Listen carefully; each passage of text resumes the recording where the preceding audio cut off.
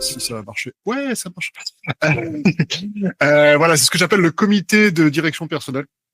Donc, grosso modo, en fait, tu arrives et tu vas te créer un petit peu ce comité en ton propre nom. Donc, ça n'a pas forcément besoin d'être partagé. Ça peut l'être aussi. Ça peut être intéressant parfois de l'échanger avec un tiers de confiance.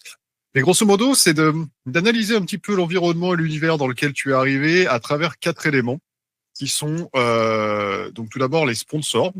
Quelles personnes tu identifies dans l'environnement qui seront tes champions, t'épauleront, voire se battraient pour toi. Grosso modo, voilà, c'est des gens que tu trouves intéressants, pour lesquels tu as trouvé un certain intérêt et qui trouvent aussi un intérêt dans ton parcours et tu sens qu'il y a une connexion qui se fait. Et ces gens-là, en fait, vont vraiment être là dans ton parcours, dans ton évolution pour vraiment t'épauler, pour te donner des bons conseils, etc. Donc, c'est ce que j'appelle les sponsors. Ça peut être des gens en interne, ça peut être des gens en externe. Après, il y a les mentors. Quelles personnes tu pourrais solliciter pour du feedback, des conseils ou du coaching. Donc là, vraiment, c'est des personnes qui sont pas forcément dans une relation continue, on va dire, ou qui sont pas forcément fans, entre guillemets, de toi comme des sponsors.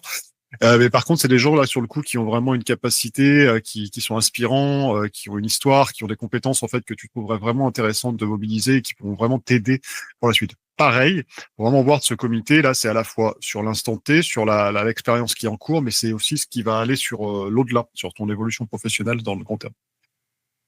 Ceux qui vont te stretch, ceux qui vont te challenger un petit peu. Donc, qui est-ce que tu pourrais aller voir pour penser différemment? Ça, c'est vraiment une dimension que je trouve hyper intéressante et qu'on met vraiment de côté très souvent dans les phases d'onboarding pour essayer d'un peu de dans la conformité, voilà, de la structure, de l'organisation dans laquelle on est arrivé. Je trouve qu'il faut toujours se remettre en question. Il faut toujours essayer de se questionner sur ses pratiques, sur le pourquoi on fait ça.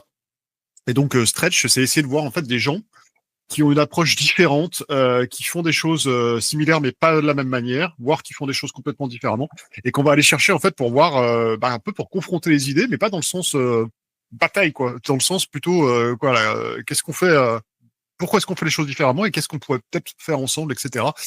Moi, c'est vraiment une dimension que j'utilise beaucoup et qui m'a beaucoup servi parce que je pense vraiment que c'est à partir de cette dimension qu'on grandit, parce que sinon on reste dans un biais de conformité général. Et enfin, les supports, forcément, quelles personnes t'apporteront du support émotionnel et social. Ça aussi, c'est important quand tu vas dans une transition. C'est pas toujours évident.